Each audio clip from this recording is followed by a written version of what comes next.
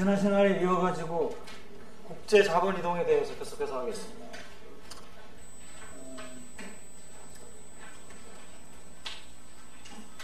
먼저 소개할 개념은 국제 자본 이동성이라고 하는 개념입니다. 국제 자본 이동하고 국제 자본 이동성, 그러니까 인터내셔널 캐피털 무브먼트하고 캐피털 모빌리티를 우리가 이제 구분을 합니다. 그러니까 무브먼트는 국가 간의 자본이 이동하는 그 현상 자체를 얘기를 하는 것이고, 이동성이라고 하는 것은 이제 국가 간의 자본이 얼마나 잘 이동하느냐라고 하는 이제 성질을 얘기하는 것이죠. 그래서 이제 조금 이것을 조금 이제 그 공식적으로 좀 디파인을 하자면은 국제자본 이동성이라고 하는 것은 국가 간의 자본 이동이 국내에서와 마찬가지로 자유롭게 발생할 수 있는 정도를 얘기한다고 볼 수가 있겠습니다. 즉, 이 얘기는 뭐냐면 자본 이동이라고 하는 것은 국내에서의 자본 이동은 이 그 벤치마크가 되는 거죠. 그러니까 국내에서는 자본이라고 하는 것이 거의 거리낌 없이 이동하잖아요, 그죠? 그러니까 뭐 서울에서 부산, 뭐 부산에서 누가 돈 빌리는 사람이 있으면 서울에서 빌려줄 수도 있고, 서울에서 빌리는 게 싸면 서울에서 빌리는 거고, 또 광주에서 빌리면 싸면 광주에서 빌릴 수도 있고, 뭐 이런 국내에서는 상당히 이제 이런 지역적인 구분이 없이 자본이 지역 간에 잘 이동을 하는데, 이것이 이제 국경을 넘어서게 되면은 이제 여러 가지 그 자본이 자유롭게 이동하는 데 대해서 좀 마찰적인 요인, 이제 장애 요인들이 있다는 것이죠. 그래서 장애 요인들이 이제 있기 때문에 항상 그 벤치마크는 국내에서 마찬가지로 자유롭게 일어날 수 있는 정도. 그래서 국가 간의 자본 이동이 국내에서와 마찬가지로 거의 뭐 국내에서 일어나듯이 그렇게 자유롭게 일어날 수 있다라고 할 때 국가 간의 국제 자본 이동성이 완전하다. 퍼펙트 캡슐 모빌리티라고 표현을 하고요. 그 다음에는 이제 뭐 전혀 캐피털 모빌리티가 없는 제로 캐피털 모빌리티 또는 노 캐피털 모빌리티가 있고, 그 사이에 뭐 정도에 따라서 얼마든지 또 정도가 있겠죠. 자, 그럼 이제 이와 같은 자본의 국제 이동성이 어떤 요인에 의해서 결정되냐? 뭐 많은 요인들이 영향을 미칠 수 있겠지만, 크게 이들 요인들을 두 가지로 나눠볼 수 있겠습니다. 첫 번째는 법이나 제도입니다. 그래서 어떤 뭐 국가 간의 자본 이동을 제약하는 법이나 제도가 있으면 당연히 자본 이동성이 낮아지겠죠. 그러니까 뭐 예를 들어서 우리나라 이전에 이제 그 외환거래법 있다라고 하면 외환거래법에서 뭐 예를 들어서 우리나라 국민이 해외에 뭐 투자하는 거에 대해서 이러한 경우는 뭐 할 수 있는데 저런 경우는 뭐 못한다, 뭐 이런 식으로 이제 제약을 가한다는. 그러니까 지금도 여러분들이 만약에 해외에 어떤 작건 크건 투자 기회가 있다라고 할 때 마음대로 투자를 할 수 있느냐 하면 그런 게 아니에요. 해외의 거래소에 상장되어 있는 주식은 여러분들이 비교적 자유롭게 투자할 수 있습니다. 그쪽 나라가 막지 않는 이상. 근데 거래소에 상장되어 있지 않고 뭐 예를 들어서 여러분들이 버클리나 뭐 스탠포드 대학에 누구하고 뭐 벤처 회사를 하나 만든다. 그럼 벤처 회사를 만드는데 내가 돈이 많지가 않으니까 뭐 지분의 한 1% 정도 내가 좀 투자를 해가지고 혹시 뭐 잘 되면 돈을 벌겠다. 그럼 이제 여러분들이 1% 투자하겠다. 라고 하면 정부에서 허가를 얻고 환전을 해서 나가야 되는데 못합니다. 그걸. 여러분들이 비상장 회사에 투자를 할 수 있는 것은 대주주가 되거나 아니면은 그 회사에 여러분들이 임원이 이사 이상이 임원이 되는 경우, 뭐 이런 한정되어 있는 경우에만 할 수 있지.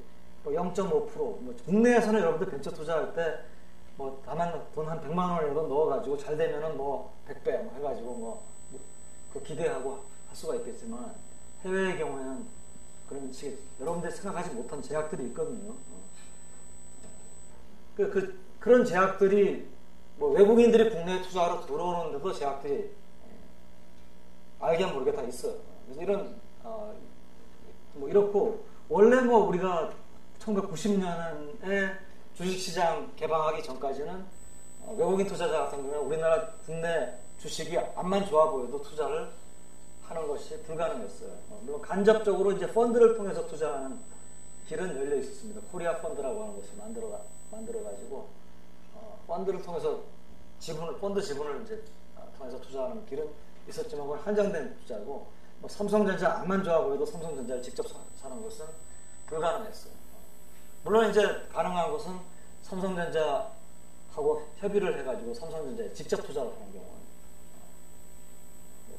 그런 것은 가능하죠. 가능한데 그거는 직접 투자의 경우고 포트폴리오 투자의 경우에는 삼성전자가 이미 증시에 상장돼 있다 하더라도 우리나라 증시에 외국인 투자를 금지하고 그 다음에 이제 좀 풀었죠. 이제 외국인 투자 부분적으로 풀고 그렇지만 또 뭐 삼성전자 전체 지분의 몇 프로 이상 외국인이 집합적으로 못 가지고 그다음에 개인으로도 또 몇 프로 이상 못 가지고 뭐 이런 제한들도 있고 뭐 이런 것들이 다 이제 법제도적인 제한이라고 볼 수가 있겠습니다. 그 다음에 두 번째는 이제 법제도적인 제약이 없다 하더라도 규제가 없다 하더라도 국가 간의 자금 투자를 하는데 필요한 비용이 국내에서 투자하는 것보다 훨씬 높다라고 하면은 당연히 투자를 안 하겠죠, 그죠? 그래서 그것은 이제 우리가 거래 비용이라고 합니다. 국제 자본 이동에 필요한 거래 비용이 높으면 또 자본 이동성이 떨어질 겁니다. 근데 그 거래 비용은 어떤 것들이 그 거래 비용에 영향을 미치느냐? 그래서 이제 앞에서 용어를 다시 한번 정리하자면 아까 이제 우리가 국가 간 자본 이동성에 영향을 미치는 요인들을 크게 두 가지로 나눠가지고 법제도적인 요인이 있다. 그래서 이제 국가 간 자본 이동에 대해서 법제도적으로 규제를 하는 것을 우리가 통칭해가지고 통칭해서 일반화시켜가지고 자본 통제라고 부릅니다. 캐피털 컨트롤.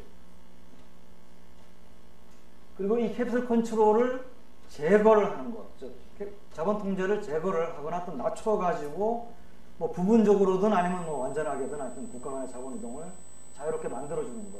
이것을 이제 우리가 자본 자유화라고 하는 용어를 씁니다. 자본 자유화. 캐피털 어카운트 리버럴라이제이션.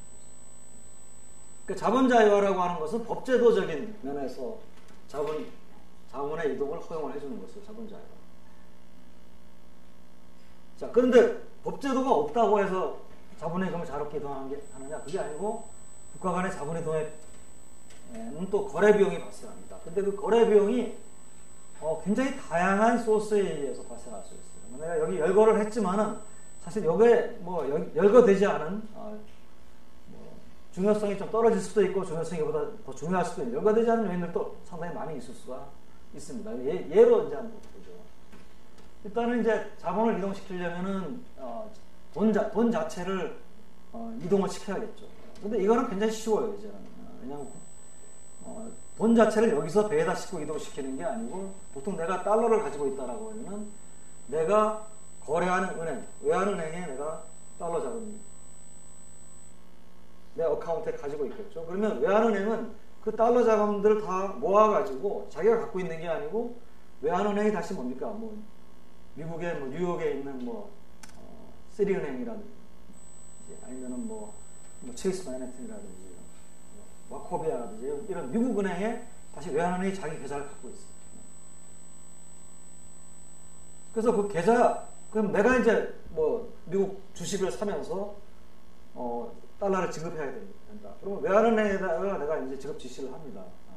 그럼 이제 내가 뭐 예를 들어서 뭐 미국의 뉴욕 증권거래소를 통해 가지고 예를 들어서 뭐 B라는 주식을 샀다 그러면은 그 B라는 주식을 판 사람의 또 거래은행이 있겠죠. 거래은행 계좌로 들어갑니다. 이건 뭐 물론 증권회사가 다 알아서 해주는데 내가 딱 알아서 할 필요가 없이 그때 증권회사가 결국 하는 게 뭐냐면은 외환은행에 있는 내 계좌에서 달러를 나한테 주식을 판 사람의 계좌로 넘어가도록 해주는 건데 그 넘어가는 과정이 내가 어떻게 넘어가는지를 알 필요가 없이 다 뭡니까? 외환은행이 알아서 다 해준다는 거예요. 외환은행이 체이스 맨해튼에 뭐 계좌를 갖고 있다 그러면 체이스 맨해튼에 갖고 있는 외환은행 계좌에서 돈이 넘어갑니다. 내가 거기에 계좌를 갖고 있을 필요도 없어요.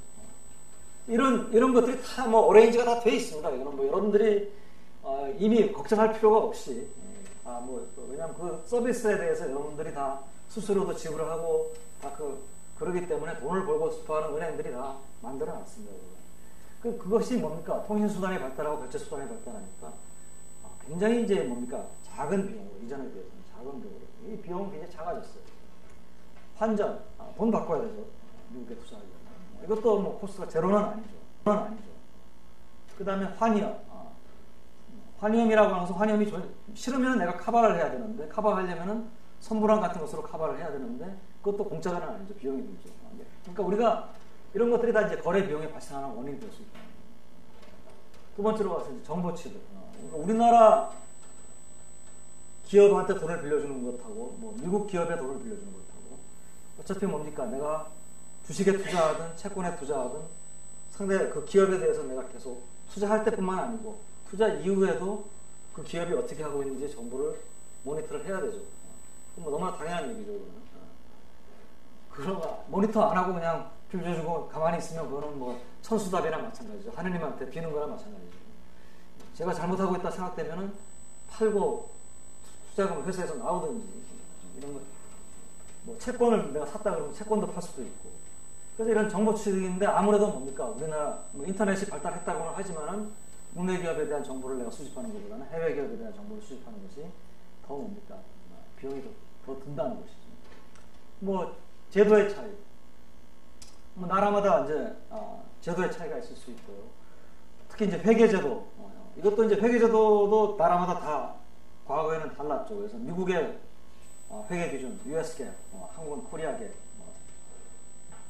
유럽도 다르고. 근데 지금은 이제 조금 이것을 통일시켜가는 움직임이 있습니다. IFRS로, 인터내셔널 파이낸셜 리포팅 스탠다드로 다 좀 통일시켜가려는 움직임이 있죠. 또 뭐 기업의 투명성, 소액 주주의 권리 보호도 나라마다 다르고요.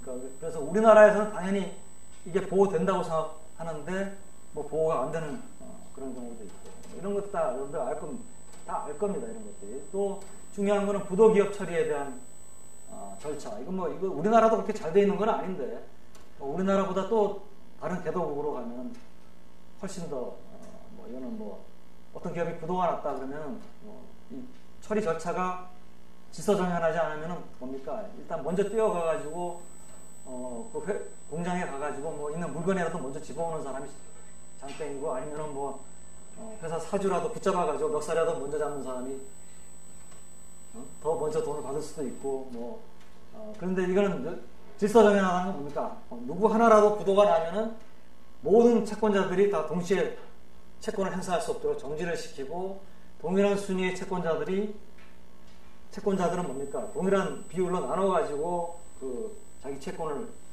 부분적으로라도 받을 수 있도록 횟수를 받을 수 있도록 그렇게 만들어주는 게 질서정연한 보호소리 절차죠. 근데 이조차도 우리나라도 이와 같은 처리 절차가 만들어진 게 오래지 않고요. 오래지 않고 우리나라보다 신흥국들은 훨씬 더 더하죠. 안 갚아도 별 외국인들이 받아낼 길이 없는 경우가 상당히 많아요. 그런 이제 경우가 많고 그러면 그런 나라에 투자한다는 거는 왜냐하면은 여러분들 잘 알다시피 돈을 빌려준다라고 하는 것은 분명히 뭡니까? 디폴트 리스크가 있어요. 디폴트 리스크가 없이 돈을 빌려준다라고 하는 것은 이거는 말이 안 되는 얘기입니다. 아무리 상대방이 돈을 갚고 싶은 의지가 있는 선한 사람이라 하더라도 장사를 하다 보면 실패할 수도 있고 그럼 문제는 뭐냐면 디폴트가 나면은 빌려준 돈을 다 뜯기느냐? 그렇지 않거든요. 잔존가치가 있습니다. 잔존가치를 회수를 할 수가 있는데 이런 질서정연한 그 회수 절차가 없으면은 그러면은 바로 눈앞에 있는 사람들은 빨리 뛰어가가지고 빨리 회수를 해버리고 멀리 있는 외국인들은 회수를 못한다. 그러면 그 나라에 돈을 빌려주는 것 자체가 굉장히 리스키한 일이 되어버리죠. 그러니까 그런 것들을 얘기를 합니다. 그다음에 아까 정치적이면 우리가 무혐의자 평가할 때 얘기를 했었죠. 국가의 어떤 지금은 그런 제도가 없지만은 또 그런 의사결정이 없지만은 국가의 어떤 의사결정에 의해서 현재는 위험이 아닌데 미래는 위험이 될 수 있는 그런 요인들이 이제 있을 수 있다는 거죠. 심지어는 이제 뭡니까? 국가 간의 언어의 차이도 또 상관행의 차이, 나가서는 시차가 다르면은 뭐 밤에 낮밤을 바꿔서라도 이제 투자를 해야 되는데 그렇게 하려면 그런 사람을 고용을 해야 되고 그 사람은 뭡니까? 낮밤이 바뀌니까 좀 더 높은 비용을 달라 그러든지 아니면은 뭡니까? 아예 그 시차가 다른 그 나라에 가서 상주하면서 그러면서 투자를 이제 그러니까 싱가포르나 호주가 국제금융센터로 이제 크는 이유가 아시아에 투자하기 위한 그 자산운용 전문 인력들을 데려다 놓을 수 있는 좋은 위치이기 때문에 그렇습니다. 두 군데 모두 전부 다 뭡니까? 아시아 지역하고 시차가 같고 비교적 뭡니까? 제도나 이런 뭐 안전성, 문화 이런 제도가 서구권하고 굉장히 유사합니다. 법이나 이런 것들이. 그러니까 그 펀드 매니저들이라는 게 얼마나 고급 인력입니까? 이 사람들은 뭐 애들도 좋은 학교에 보내야 되고 자기도 뭡니까? 일 끝나고는 뭐 오페라도 감상해야 되고 뭐 좋은 생활을 누려야 되는데 그런 거 하려면은 아무데나 데려다 놓을 수가 없으니까 이제 근데 시차가 있기 때문에 이 친구들이 미국이나 유럽에서 해도 되지만은 불편하단 말이에요. 그러니까 현지에다 좀 데려다 놓으려고 하니까 그런 데가 이제 그런 곳이 이제 국제금융센터로 크는 거죠. 그래서 뭐 그런 마지막으로 이제 그 결제 시스템이 아니어서 이거는 뭐냐면 이제 그 인프라입니다. 그러니까 인프라라고 하는 거는 여러분들이 뭐 많이 들어볼 기회가 없었을지 모르겠지만 예를 들어서 우리나라에서 내가 주식을 산다라고 하면은 여러분들은 이제 홈트레이드 증권회사에 가가지고 계좌 개설하고 거기다 돈 넣어놓고 그 다음에 뭡니까 홈트레이딩 프로그램 다운 받아가지고 그래서 주문 체결되면은 이제 다 끝난 걸로 안다. 이게 주식이 몇 개 된다. 그렇지만 이제 그 이후에 뭡니까 증권회사 직원들부터 시작해서 이 결제나 청산을 담당하는 사람들이 뭡니까 그 다음에 부지런히 움직입니다.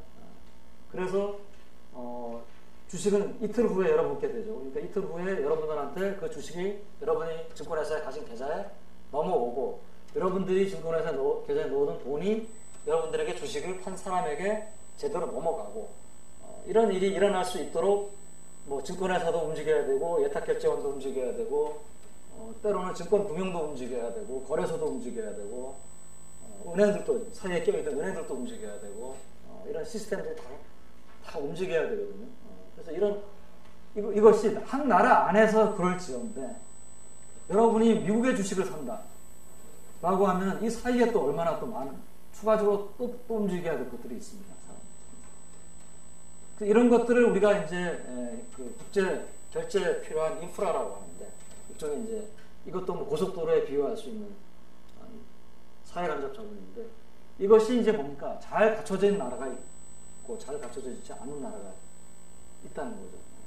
그러니까 되게 선진국들은 뭡니까 이런 인프라들이 비교적 잘 갖춰져 있고 인터내셔널 베스트 프랙티스로 갖춰져 있고 통일이 되어 있습니다. 그래서 이 나라에서 저 나라 투자하는 그 인프라를 구축하기 쉬워요. 근데 뭐 예를 들어서 뭐 어떤 신흥국에다가 투자를 내가 하려고 인프라를 구축하려고 한다.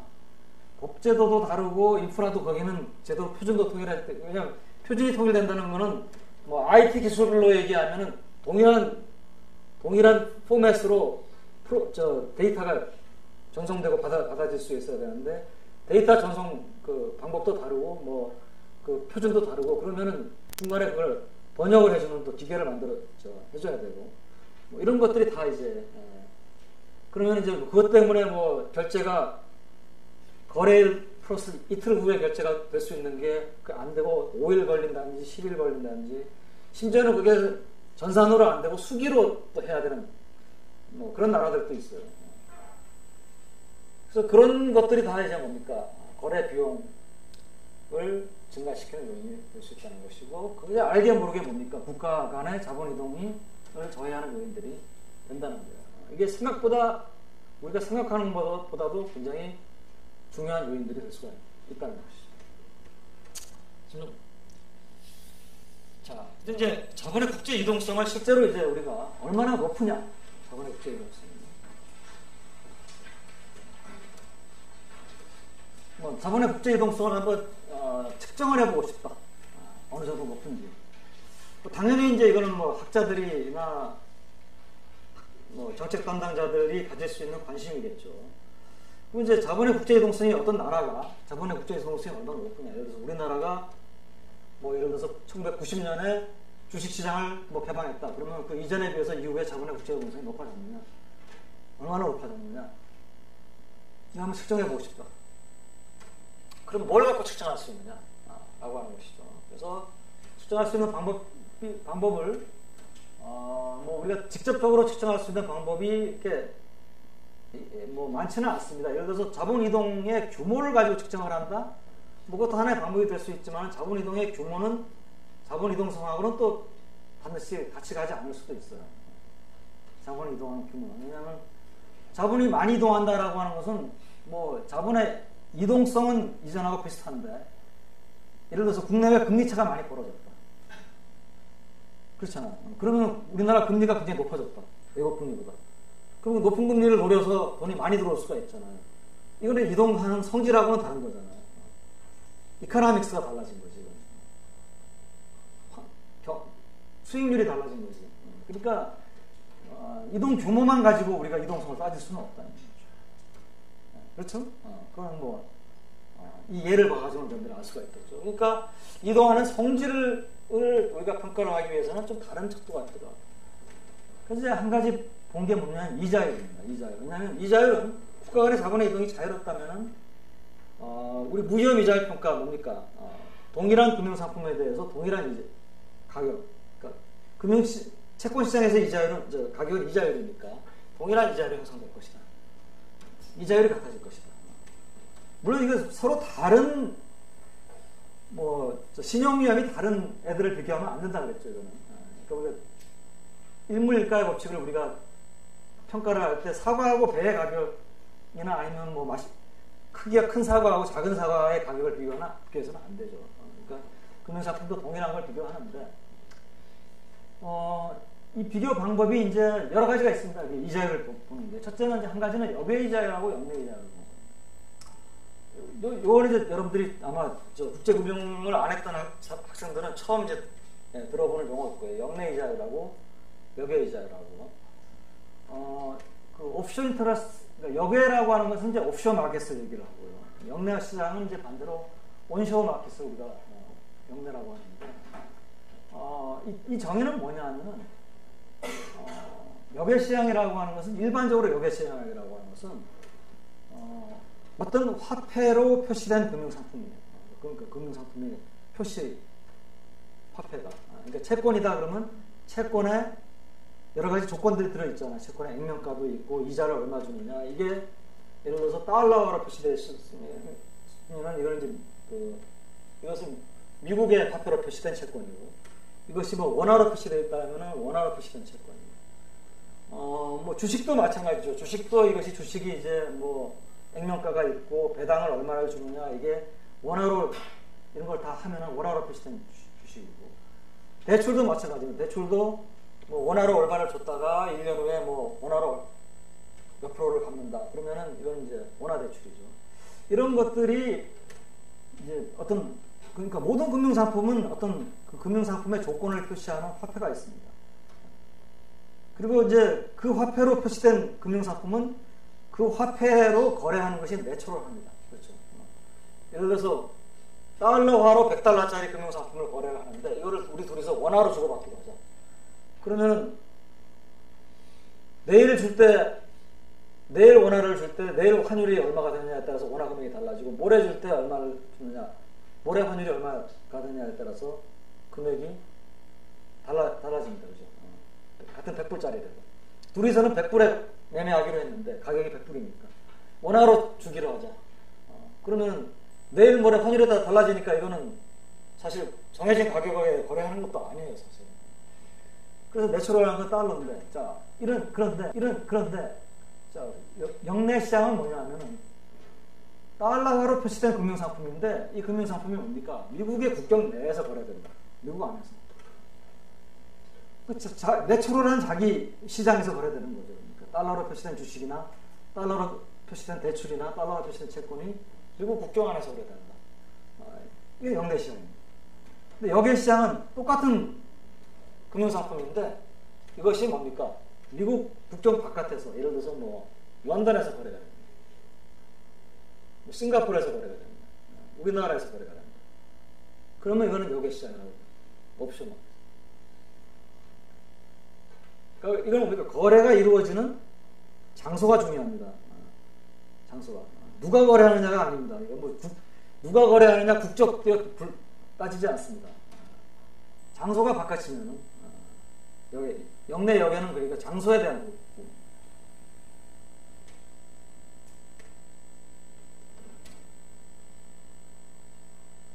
그래서 아까 얘기한 지리적 기준이 영내 역외를 결정합니다. 그런데 뭐 여기까지 얘기해야 되는지 모르겠는데 이건 뭐 국제금융시장론에서 배워야 될 건데 여기에 영내 역외를 구분하는 데 있어서 장소가 아니고 제도로 구분이 되는 영내 역외 시장도 있습니다. 제도로.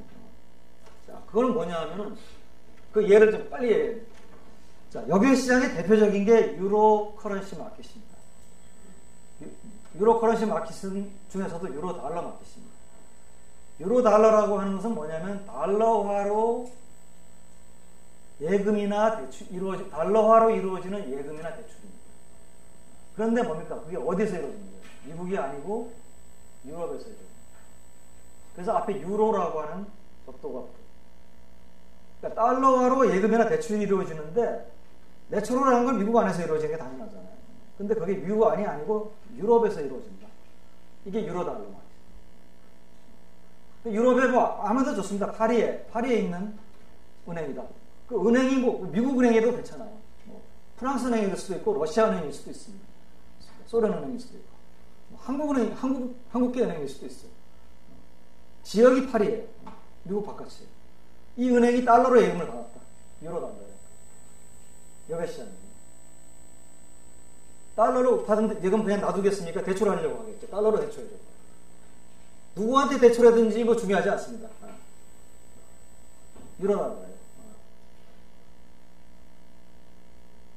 이 시장이 이제 만들어진 것은 처음에 이제 그 소련이 구소련이죠. 러시아가 이제 구소련이 미국하고 이제 냉전을 하다 보니까 미국에다가 얘네들이 달러 자산을 가지고 있을 필요가 있는데 이걸 미국 안에다가 자기 달러 자산을 가져다 놓으면 미국이 가끔 이제 하는 뭡니까 임바고 자산 동결 해버리면 못 쓰잖아요.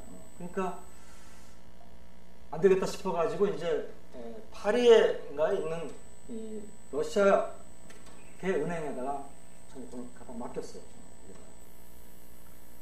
이제 여기서 시작했는데 이제 이 은행이 이 돈을 맡아놓고 있다 보니까 이거를 그냥 예금만 맡고 있으면 이거는 손해고 이걸 이제 운용을 해야겠다 대출하고 뭐 이러다 보니까 이제 시장이 만들어지기 시작했는데 이 시장을 키운 것은 오히려 이제 미국입니다. 미국이 인터레스트 이퀄라이제이션 텍스라고 해서 미국은 이자율이 낮고 유럽은 이자율이 높으니까 같은 달러화로 예금이나 대출이 이루어지는데 미국 안에서는 이자율이 낮고 유럽은 이자율이 높아요. 그러니까 유럽의 기업들이 미국에서 돈을 빌려가려고 왔는데 미국이 그게 싫거든요. 그러니까 인터레스트 이퀄라이제이션 그러니까 이자율 차이만큼 싸게 빌려가면 싸게 빌려가는 이자율 차이만큼 또 그만큼 딱 텍스를 합니다. 그러면은 미국에 와서 돈을 빌려봐야 소용이 없잖아요. 오히려 절차나 이것만 비용이나 더 들고. 그러니까 미국에서 돈 빌려서 나가는 걸 막기 위해서 이걸 했는데 그러다 보니까 어떻게 됩니까? 유럽은 이자율이 높고 미국은 이자율이 낮은데 저 높은 이자율 유럽 사람한테 미국에서 빌려주면 가져나가는데 텍스를 매겨버려요. 그러니까 미국 사람들이나 누구나 달러가 생긴 사람들이 뭡니까? 미국 안에 들어와가지고 미국에다 예금하는 것보다 유럽에서 에다 예금을 하면 더 높은 금리에 돌릴 수가 있어요. 그래서 오히려 뭡니까? 미국이 이 IT를 만들어 놓음으로 인해가지고 유로 달러 시장이 엄청나게 키워준 게 오히려 미국이에요. 근데 미국의 입장에서 보면 이게 배가 아프죠.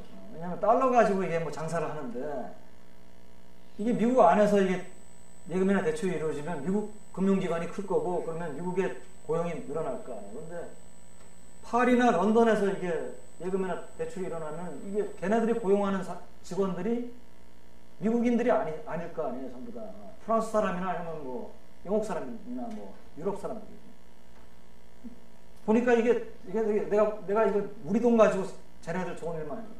그러니까 이제 제도적인 걸 만드는 거예요. 미국 안에다가 미국이 IBF라고 하는 걸 만들었어요. 인터내셔널 뱅킹 퍼실리티. 그리고 요거는 뭐냐면 요 인터내셔널 뱅킹 퍼실리티에서 일어나는 달러 예금이나 대출은 미국 안에서 일어나지만은 이거는 뭡니까? 유럽에서 일어난 것은 똑같은 프리빌리지를 다 주겠다 이거예요. 똑같은. 그 프리빌리지는 뭐냐면은 리저브 필요 지급 준비율, 법정 지급 준비율 요거를 안 합니다. 두 번째는 예금 보험 들 필요가 없어요. 둘 다 코스트입니다. 코스트를 줄여줍니다. 대신에 뭡니까? 이 IBF는 일반 미국인들이 들어가서 이용 못합니다. 그렇게 하면 소용이 없겠죠. 그러니까 구분을 합니다. 이렇게 제도적으로 구분하는 걸 우리가 링 펜싱을 한다고 하죠.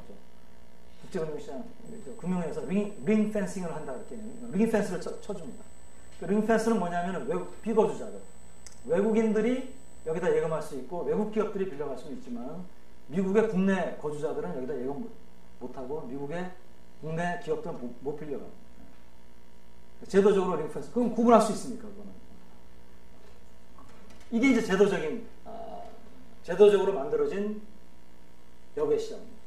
그러니까 미국이 이걸 하니까 또 다른 나라들도 흉내를 내가지고 제도적인 여객시장을 이제 만듭니다. 그래서 일본은 뭐 JOM, 저펜 옵션 마켓을 만들고, 태국도 만들고, 우리나라도 마켓을 만들지는 않았지만은 은행에 지금도 있지만 은행에 비거주자 외화예금이라고 하는 것을 줘가지고 비거주자 거주자 외화예금 말고 여객금융이라는 것을 줬는데 은행에 준 여객금융은 이거는 뭐니까 은행이 비거주자로부터만 예금을 받을 수 있고 받은 돈을 비거주자한테만 대출할 수가 있어요. 그런 제도를 이제 만들어주는 게 제도적으로 만들어준 여객. 그래서 지리적인 여객시장도 있고 제도적인 여객시장도 있습니다. 자, 뭐든지 간에 일단은 뭡니까? 국가들 간의 자본 이동이 자유롭다면 예를 들어서 미국하고 영국 사이에 아까 인터레스트 이퀄라이제이션 텍스가 있다라고 하는 것은 자본 이동을 자유롭게 못 만드는 제도가 있는 거죠. 근데 그런 게 없다면 결국 두 지역에서의 이자율이 어떻게 되겠느냐? 결국 컨버지를 하겠죠. 왜냐하면은 뭐 미국인이든 유럽인이든 내가 지금 달러가 생겼어요. 뭐 수출을 하고 장사를 해가지고 딱 예금을 해야겠는데 미국 국내 금리가 조금 더 높아요. 그러면 근데 그 미국 국내에다가 예금하는 건 누가 막지를 않아요. 자유롭게 허용이 돼. 당연히 높은 데 내가 예금을 하겠죠. 그렇죠. 그래서 그와 같은 투자 행동이 두 지역에서의 이자율을 비슷하게 만들겠죠.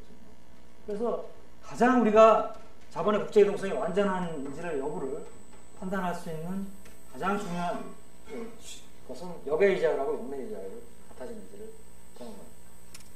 이게 첫 번째고요.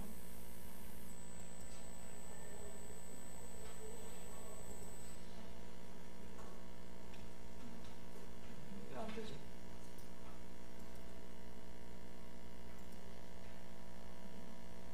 그래서 아까 얘기한 대로 두 시장에서 형성되는 이자율이 동일해야지 완전할 수도 있다. 물론 이제 이때는 뭡니까? 동일한 금융상품의 이자율을 비교를 해야 된다. 자, 또 한 가지 이제 우리가 배웠던 이자율 평가. 역외 이자율, 그러니까 우리가 역외 이자율하고 역내 이자율을 비교하는 것은 뭡니까? 두 이자율이 서로 같은 화폐로 표시가 되어 있기 때문에 화폐 단위를 다른 화폐 단위로 환전할 필요가 없죠. 근데 이제 무이용 이자율 평가는 뭡니까? 이게 이제 역내 이자율하고 역외 이자율이 아니고 예를 들어서 미국의 이자율, 우리나라 이자율. 그러니까 미국의 뭐 트레저리가 발행하는 3개월 만기 달러 표시 채권의 이자율. 우리나라 기재부가 발행하는 국고채 3개월, 국고채 3개월 만기가 없네. 만기가 3년 이상이니까. 뭐, 비슷한 거는 한국은행이 발행하는 뭐, 3개월 만기 통화은행증권의 이자예요. 그러면 이제, 신용도가 어느 정도 비슷하다. 왜냐하면 뭐, 달러로는 우리나라가 신용도가 떨어질지 모르겠지만, 원화 시장에서는 또 우리나라 한국은행이면 최고의 또 신용등급이니까. 뭐, 그러면 비교를 할 수 있다고 볼 수가 있죠. 그러면 두 개를 비교를 하는데, 이거는 하나는 뭡니까? 누구의 트레저리비는 달러로 표시된 이자를, 통화은행증권은 원화로 표시된 이자예요. 그러니까 같은 단위로 환산을 해야 되는데 그게 바로 뭡니까? 무위험이자의 평가. 현선 수업 스프레드를 얹어주는 거죠. 그래서 무위험이자의 평가가 성립되느냐를 봐가지고 또 완전성 여부를 판단할 수가 있습니다. 왜냐하면 무위험이자의 평가가 성립되지 그러니까 않는다고 해가지고 뭐 우리가 뭐 자본의 국제 유동성이 완전하지 않다 그렇게 얘기하기는 어려울 수는 있지만은 일단은 뭡니까? 자본의 완전한 국제 유동성은 무위험 이자율 평가든 아니면 영내 이자율이나 역외 이자율이 같은 이 이자율이 같아지는데 반드시 필요한 필요 조건이죠. 충분 조건은 아닐 수 있어요. 그렇잖아요. 두 나라 간의 자본의 이동이 자유롭지 않다면은 아무리 다른 조건이 다 아이디어를 하다 하더라도 아비트라지가 일어나지 않으니까 이자율이 같아지는 것이 어렵습니다. 그래서 일단은 이자율 평가가 성립되는지 여부를 가지고 자본의 국제 유동성이 완전한지를 평가하는데 우리가 사용할 수 있는 그런 조건으로 쓸 수는 있다는 것이죠. 우리가 그 다음에 무위험 이자율 평가를 쓸 수가 없으면은 유위험 이자율 평가를 쓸 수도 있고 실질 이자율 평가를 쓸 수도 있습니다. 그러니까 실질 이자율을 계산해서 갖다 드립니다. 그런데 여러분들 잘 알다시피 여기서 이쪽으로 갈수록 점점 더 까다로운 조건이 나오겠죠. 그러니까 얘가 성립 안 되면은 얘는 더 성립되기 어렵고 얘는 더더욱 성립되기 어렵습니다. 그래서 실제로 데이터를 수집해가지고 이런 많은 학자들이 이건 해봤습니다. 해보면은 무위험 이자율 평가는 그래도 성립되는 케이스들이 있어요. 유위험 이자율 평가는 점점 더 어려워집니다. 이제. 예를 들어서 무위험 이자율 평가가 잘 성립되는 것은 유로 커런시 마켓 간에 잘 성립이 됩니다. 유로 커런시 마켓이라는 건 뭐냐면 똑같은 파리에서 예금이나 대출이 이루어지는데 동일한 신용도를 가진 사람한테 달러로 일어나면 유로 달러죠. 엔화로 일어나면 유로 엔이죠. 그러면 달러하고 엔화 금리가 다 있을 거 아니에요. 달러 금리, 엔화 금리. 이거는 같은 지역에서 동일한 사람한테 대해서 이루어지는데 화폐만 달라. 그러면 동일한 금융상품이라는 아이디어라는 조건이 성립되어 있죠. 달러하고 엔 간의 선물환이나 이런 현물환 거래는 굉장히 거래가 많이 일어납니다. 이피션트합니다. 그러니까 그만큼 뭡니까? 스프레드가 굉장히 타이트해요. 그러니까 이거는 무위험 이자율 평가가 성립되는지 따져보면 거의 뭐 굉장히 타이트한 범위 내에서 성립돼요. 근데 이게 달러하고 유로 달러하고 유로엔이 아니고 뭐 유로 바트하고 유로 바트가 있는지 모르겠지만 한다. 무위험 이자율 평가로부터 스프레드가 벌어집니다. 이게 이제 뭐 아까 우리가 얘기했던 3개월 만기 미국 트레저리비라고 3개월 만기 우리나라 통화안정증권하고 무위험 이자율 평가 성립되는지 본다. 더 벌어집니다. 유위험 이자율 평가는 더 벌어집니다. 그래서 이제 점점 더 성립되기 어려워요. 두 번째 평가 방법. 자, 지금 이자율을 지금까지 본 그 자본의 국제 이동성을 평가하기 위한 방법은 이자율을 이용하는 방법입니다. 근데 이자율을 이용하는 방법이기 때문에 한계가 있죠. 왜? 이자율이 형성되는 금융상품에 대해서는 우리가 평가를 해볼 수 있겠지만 뭡니까? 국가 간의 자본 이동은 꼭 뭡니까? 이자율로 가격이 매겨지는 금융상품의 형태로만 일어난 건 아니잖아요. 대표적인 게 주식이죠. 주식뿐만 아니고 뭐 주가 연계 증권이라든지 뭐 다른 여러 가지 또 뭐 국가 간의 자본 이동이 뭐 주가 연계 증권만 일어납니까? 뭐 어떤 거는 이제 원유라든지 금이라든지 이런 것을 이제 언더라잉 에시스로 해가지고도 또 파생 상품이나 이런 것에 투자도 일어나고. 그러니까 이런 것들이 자유롭게 일어난다. 그러면 뭡니까? 좀 더 범위를 우리가 넓혀야겠죠. 이자율 채권만 가지고 우리가 따져서는 안 되겠죠. 그러니까 보다 좀 범위가 넓은 금융상품에 대해서 자본이동의 형태에 대해서 국가 간의 자본이동성을 평가를 해보겠다. 자, 요거에 대해서 이제 아이디어를 낸 게 펠트슈타인하고 호리오카라고 하는 이 두 사람이 아이디어를 낸 거예요. 이 사람들의 아이디어를 조금 이해를 이제 할 필요가 있습니다. 그 아이디어를 이해하기 위해서는 가산적으로 국가 간의 국제 자본 이동성이 전혀 없는 경우, 그러니까 두 나라 간에 암만 저쪽 주식이 좋아 보이고 암만 저쪽이 이자율이 높아도 돈이 흘러갈 수 없는 폐쇄된 경제를 생각해요. 그러니까 우리나라 어떤 나라가 있는데 이 나라가 다른 나라하고 자본 거래를 전혀 못하는 아주 폐쇄된 경제라고 생각해요. 그럼 이 나라에 어떤 경제적인 특성이 있어야 되느냐?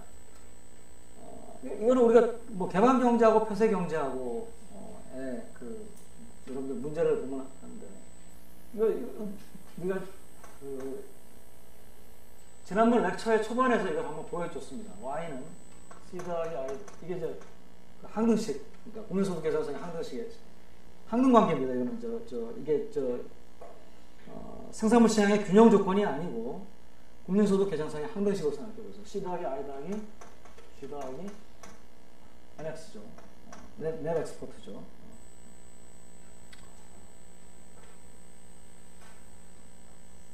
그런데 요거를 이렇게 넘기면 어떻게 되냐? Y 빼기 C 빼기 G 빼기 I는 NX가 됩니다.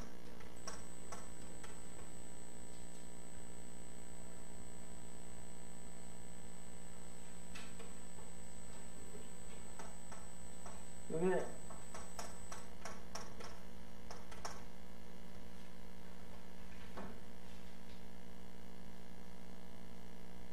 근데 이 NX는 우리가 이게 뭐라 그랬습니까?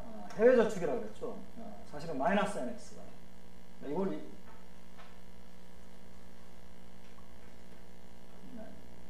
요거를 좀 이쪽에다 다시 이렇게 쓰는 게 더 좋겠네요. I는 NX 마이너스 플러스 마이너스 NX라고 쓸 수 있습니다.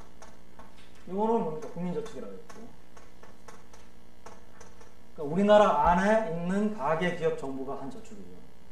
이거는 뭡니까? 해외 저축이라고 했죠. 자, 일반적으로는 이제 자본의 국제 이동이 있으면 해외 저축을 우리가 해외에서 돈을 끌어다 쓸 수도 있고 해외에다 남는 걸 줄 수도 있기 때문에 해외 저축이 플러스나 마이너스가 될 수가 있어요. 그러면 NS하고 I가 얼마든지 달라질 수가 있어요. 근데 자본의 국제 이동이 전혀 없다면, 그게 자율적이든 보정적이든 전혀 없다면 외국에서 돈 끌어 쓰는 게 이게 제로가 돼야 됩니다. 완전히 외국에서 돈을 못 끌어 쓸 수도 없고 외국에 투자도 할 수 없으면 그러면 어떻게 됩니까? NS하고 I는 같아져야만 되죠. 국민소득 계산상.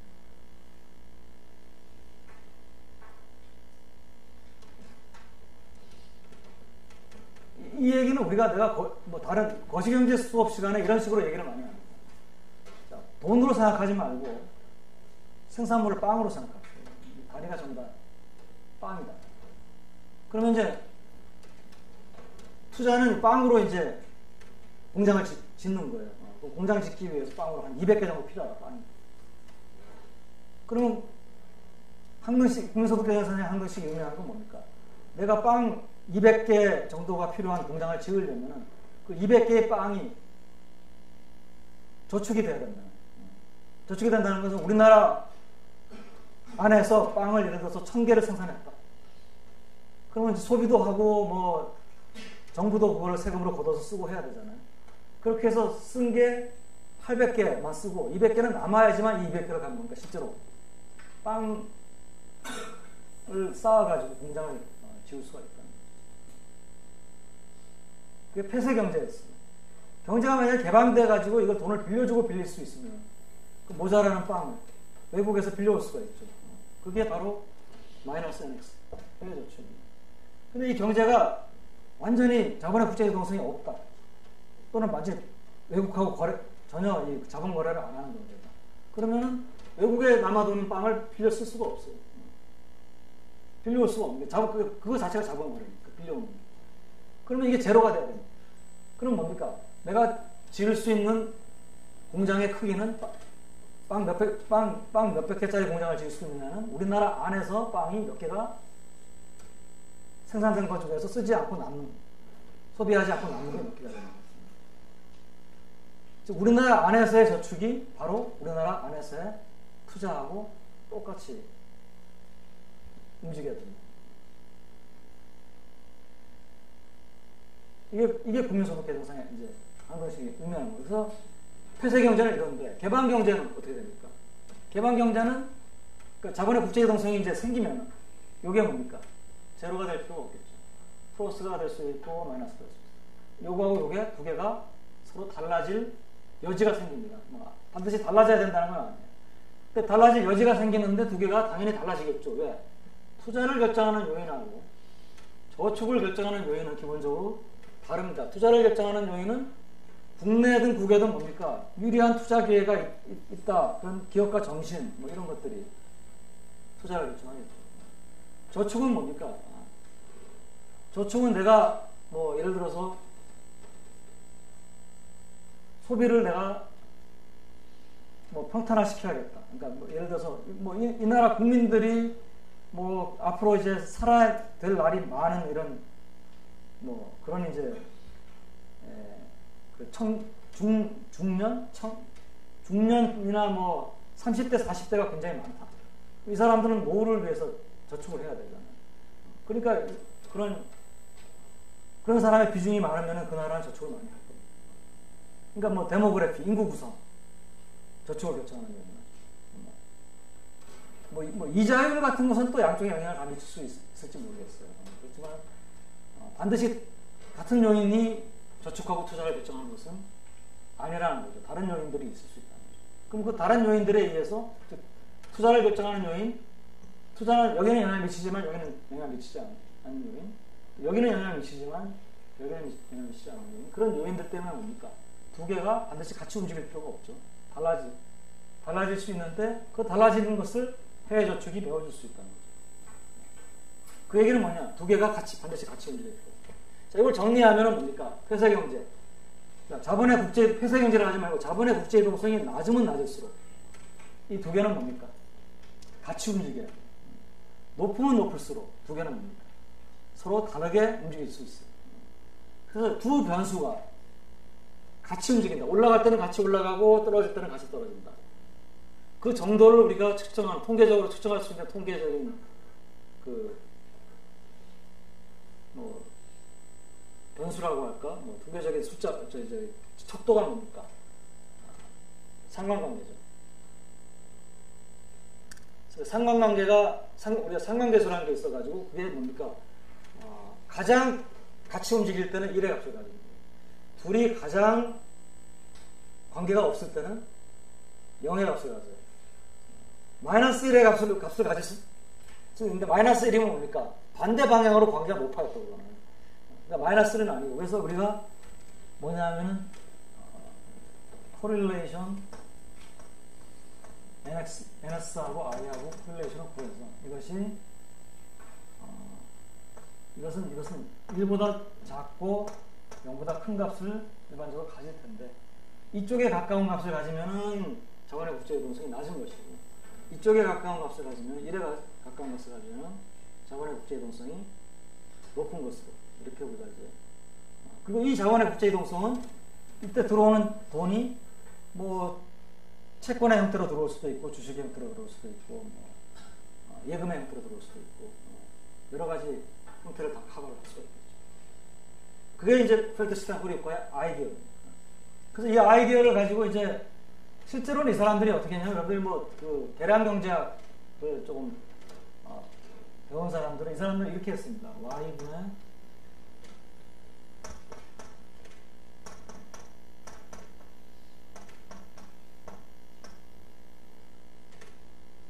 이거는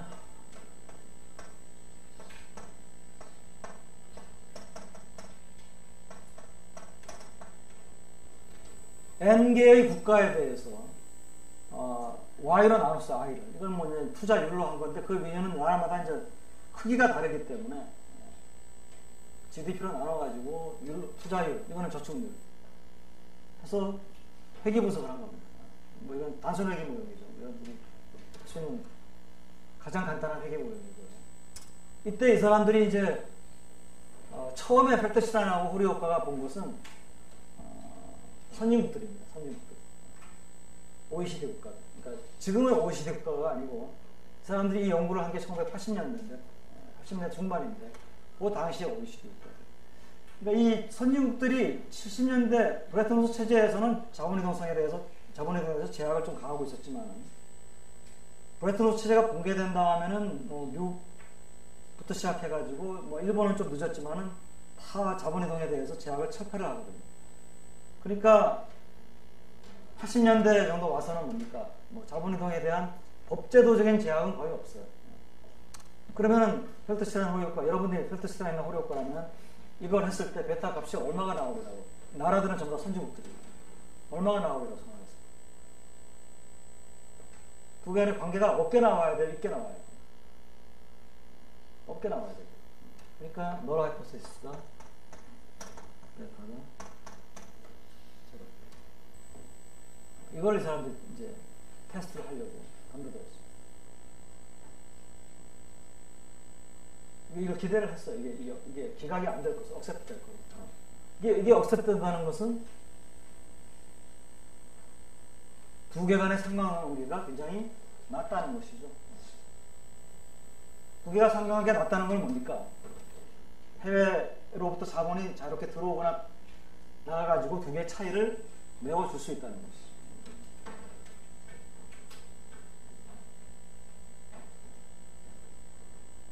실제로 했는데, 그러니까 여기서 국제 자본 이동성이 완전하다면 저축과 투자 간의 상관관계가 없어야 된다. 여러분들 설명해 보시오. 설명할 수 있어야 됩니다. 자, 그런데 외환거래에 대한 통제가 없고 자본의 유출입이 비교적 자유롭다고 할 수 있는 OECD 국가를 표본으로 해서, 표본이죠. 표본으로 해가지고 분석을 했어요. 근데 이게 본 건 뭐냐면 베타가 제로에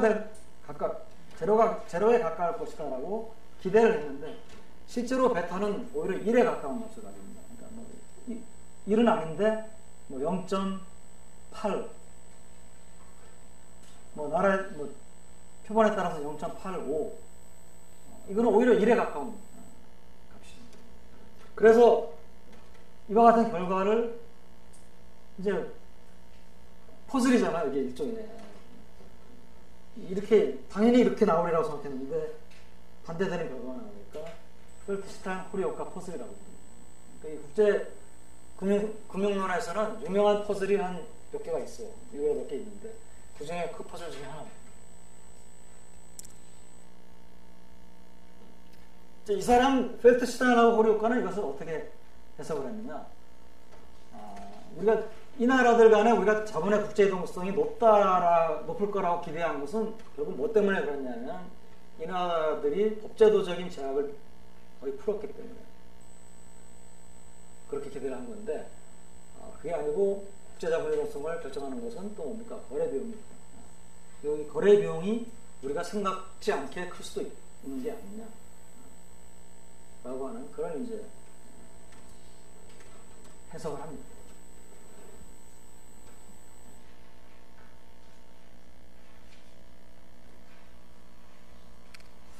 이 퍼즐은 사실은 굉장히 많은 그 후속 연구를 불러일으키는, 논란을 불러일으킵니다.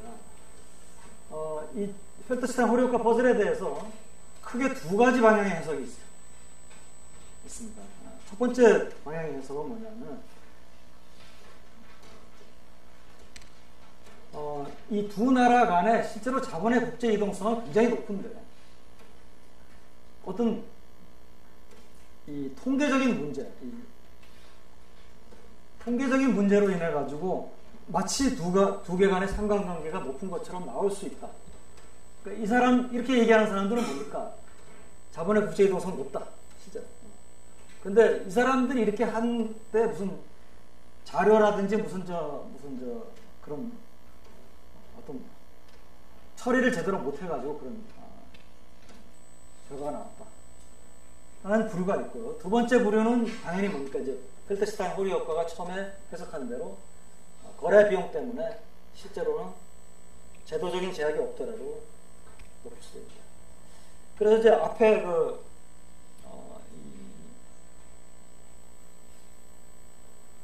실제로는 자본의 국제 이동성이 굉장히 높은데 데이터나 뭐 어떤 통계적인 문제 때문에 이런 일이 발생할 수 있다라고 얘기한 사람들은 뭘 주장을 하느냐면 저축의 내생성 문제를 주장하는데 이건 뭐 좀 저축의 내생성하고 대오교가 조금 뭐 설명을 하면 쉬운데 로직을 한번 설명을 해볼게요. 저축이 내생적이다라고 하는 것은 뭐냐면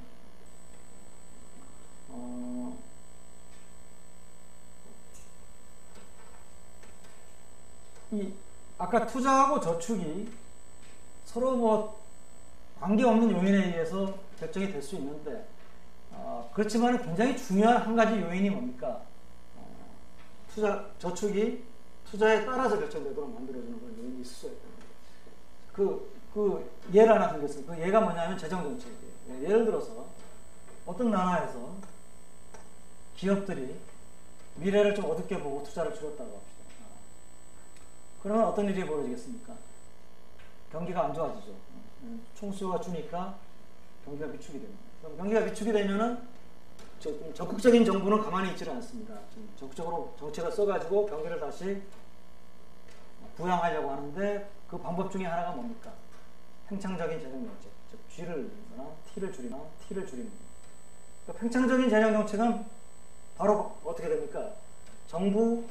정부의 지출을 늘리거나 정부의 조세 수입을 감소시키기 때문에 그것이 바로 뭡니까? 정부의 저축을 줄입니다. 그럼 우리가 이 NS가 뭡니까? 이 NS 안에는 가계 저축도 있고 기업 저축도 있고 정부 저축이 있는데 이게 줄어들면은 경기가 나빠지니까 그거를 막기 위해서 정부가 팽창적인 재정 정책을 쓰는데 그러면 정부 저축이 줄어듭니다. 정부 저축은 NS 일부이기 때문에 NS가 줄어들어요.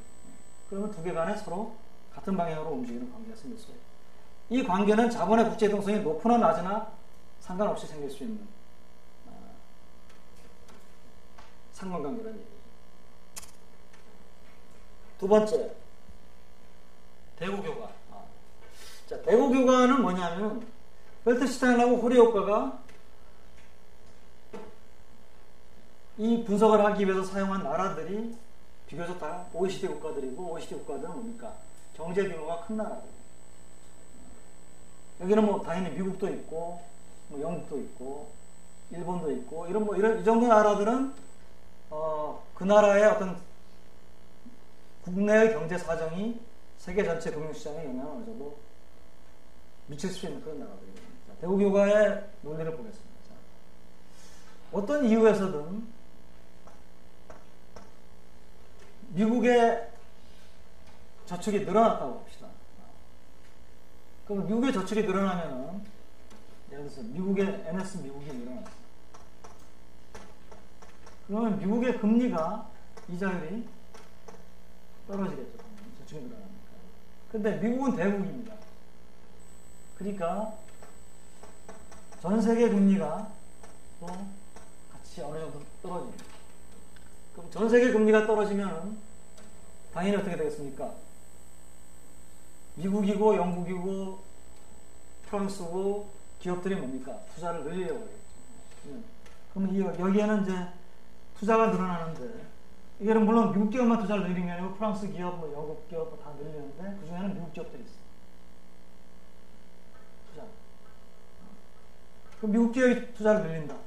물론 여기 미국도 늘리고 영국도 늘리고 뭐 프랑스도 늘리고 하지만은 이 안에는 미국 기업도 투자를 늘리거든요. 그러면 뭡니까? 미국의 저축이 늘어났는데 미국의 투자가 늘어난다. 그러면 두 개 간의 상관관계가 발생할 수 있죠. 그래서 이런 이제 논리를 세워가지고 자본의 국제이동성이 어느 정도 높아도 상관관계가 있는 것처럼 나타날 수 있다는 주장을 합니다. 그 반대되는 논리.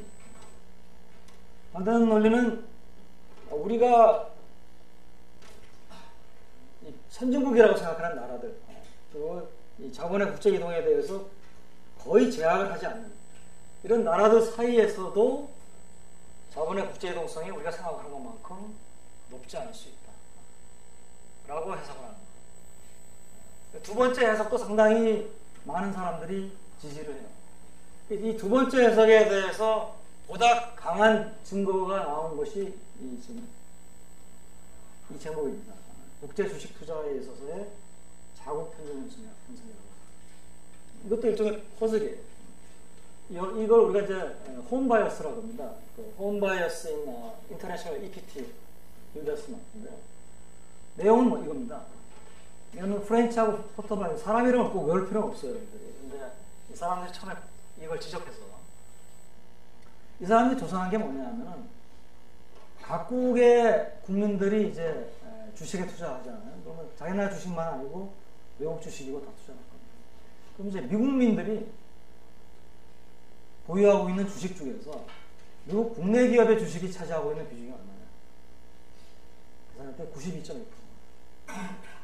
이걸 좀 지금은 이제 이거보다 낮을 건, 좀 낮아졌을 텐데, 이거는 이제 이 연구가 이루어졌을 때가 1980년대, 1990년대 초기 때문에 좀 일본 더 심해요. 일본 사람들은 95.7%. 이거는 이제 와타나베 부인들이 생기기 전에 지금은 이제 일본의 엔케리 트레이드를 많이 해가지고 외국에 많이 투자를 하는데 조금 더 이 자료는 좀 바이어스가 된 자료일 수도 있어요. 영국 굉장히 뭐 국제금융센터고 뭐 그렇다는데 영국 사람들도 자기 나라 주식을 92% 갖고 있어요. 90%. 독일 좀 낮아서 79%, 프랑스 80%. 자, 이게 뭐냐면은 미국 사람들이 이 나라 주식에 다 투자를 할 수도 있는데 굳이 뭡니까? 자기 나라 주식에 92%. 이건 미국은 나라가 커서 그렇다. 뭐 독일이나 프랑스, 다른 나라들은 영국 이런 나라들은 뭐 미국만큼 큰 나라가 아닌데도 굉장히 높은 비중으로 자기 나라 주식을 갖고 있어요. 만약에 나라의 규모에 따라서 어느 정도 비슷하게 주식을 갖는다면 독일 사람들은 뭡니까? 미국 주식을 더 많이 갖고 있어요. 그래서 이와 같은 현상을 뭡니까? 주식 투자에 있어서 자국 주식에 편중되어 있는 홈바이어스라고 합니다. 이제 우리가 홈바이어스는 자기 나라 주식에 몇 프로가 투자가 돼 있어야지 홈바이어스. 뭐 어느 정도 낮아야지 홈바이어스가 아니냐. 뭐 그냥 주먹구구로 이렇게 숫자를 가지고 할 수는 없죠. 그래서 여러분들이 재무관리 여러분들 배운 학생들은 뭡니까? 그 efficient frontier를 통해 가지고 어느 정도 분산 투자를 해야 되는지를 계산하는 프로그램이 있습니다. 그래서 이 프렌치와 포터바가 한 것은 뭐냐면 이 당시에 모든 미국 증시에 상장되는 주식들, 뭐 일본 증시에 상장되는 주식들, 독일 증시에 상장되는 주식들에 뭡니까? 평균 기대 수익률하고 분산 표준 편차 다 구해가지고 그래가지고 이 주식들을 전체에 대해서 미국 사람들이 투자를 할 때 어떻게 비중으로 해야지만 가장 최적의 포트폴리오가 됩니다.를 재무관리에서 배운 방법에 의해서 똑같이 계산을 합니다. 계산을 했더니 뭡니까? 실제 미국 사람들은 미국 주식을 예를 들어서 50%만 담아야 된다 라고 하면 그보다 훨씬 많이 담습니다. 그래서 그런 의미에서 본 바이어스지 그냥 우리가 숫자가 92%다. 우리가 재무관리에서 얘기하는 이론대로 계산해서 93%가 나오면 그건 제대로 담은 거죠. 그래서 훨씬 높게 담고 있다. 그럼 이걸 어떻게 우리가 해석을 해야 되냐? 왜 이렇게 높으냐? 이게 바로 뭐냐면은 거래비용 때문에 그렇다는 게 상당히 중요한 거죠. 예를 들어서 미국민의 입장에서 영국 회사의 주식에 투자를 해야 된다라고 하면 거기에 대한 정보를 수집해야 되는데 아무래도 뭡니까? 자기네가 주식 회사에 대해서 정보를 매일 뭐 신문이나 사람들에서 듣는 것보다는 더 뭡니까? 정보가 적어요.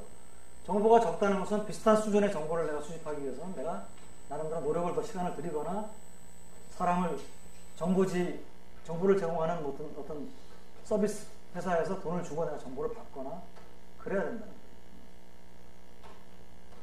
그래서 그런 이제 것이 뭡니까? 거래비용이고 뭐 그 이외에도 뭐 아까 뭐 얘기했듯이 환전이니 뭐 이런 여러 가지 거래비용. 이거를 이제 더 단적으로 보여주는 게 신흥시장 경제입니다. 이 작업 편중 현상이 신흥시장 경제에 대해서 더욱 심하게 일어납니다. 신흥시장 경제라고 하는 것은 선진국이 아닌 경제인데, 자 생각해 보세요. 여러분들이 거시경제 2에서 뭐 성장론 배우는 학생들도 있을 테니까, 자 신흥국은 뭡니까? 아직 자기의 스테디 스테이트에 비해서 성장이 덜 되어 있는 거예요. 선진국은 이제 성장이 많이 돼요. 그러니까 성장의 여러 요인이 있지만은 그 중에 하나가 뭡니까? 자본이죠. 신흥국은 아직 자본 축적이 덜 되어 있는 나라고, 선진국은 자본 축적이 많이 되어 있는 나라. 당연히 이자율 또는 뭡니까? 자산, 금융자산으로부터 수익률이 어느 쪽이 더 높겠습니까? 자본이 적은 쪽이 높겠죠, 수익률. 선진국의 수익률이 낮겠죠. 그러면 돈은 어디서 어디로 흘러가는 게 내척을 합니까? 어디서? 선진국에서 신흥국으로 흘러가는 게 내척을 하죠. 그렇잖아요. 실제로 흘러갑니다, 그렇게. 그런데 여기도 퍼즐이 또 있어요. 이거 우리가 루카스 퍼즐이라고 하는데, 루카스가 이제 이건 처음에 지적을 했어요. 그러니까 루카스라는 이름이 나오는 게 많아가지고 자꾸 이제 헷갈리기 시작합니다. 루카스 크리틱이 있고요, 루카스 퍼즐이 있습니다. 루카스 크리틱은 우리 거시경제에서 배운 거기 때문에 다시 얘기를 안 해요. 루카스 퍼즐은 뭐냐면, 국가 간의 자본 이동을 볼 때 선진국에서 후진국 또는 신흥국으로 자본 이동이 더 활발하게 일어나야 될 것 같은데, 실제 자본 이동의 규모를 통계를 내보면 선진국들 사이에서 자본 이동이 선진국하고 신흥국 간의 자본 이동보다 엄청나게 활발하게 일어난다. 그러니까 선진국하고 신흥국 간에는 자본 이동이 우리가 생각하는 만큼 그렇게 활발하게 일어나질 않아요. 신흥국이 기대 수익률이 높은데도 불구하고. 자, 여기에는 또 뭐가 있겠습니까? 똑같은 얘기가 있습니다. 거래비용. 아까 얘기한 대로 신흥국 여러 가지로 비용이 들어요. 기본적으로 정보 자체도 불확실하고, 제도도 발달되어 있지 않고, 뭐 아까 얘기한 채권 투자할 때 뭡니까? 부도 처리 절차 이런 것도 발달. 그다음에 그 결제라든지 이런 인프라도 발달되어 있지 않고, 어떤 나라는 선분한 시장 조사도 제대로 발달 안 되는 나라들이 있고, 이런 것들이 다 뭡니까? 이런 것들이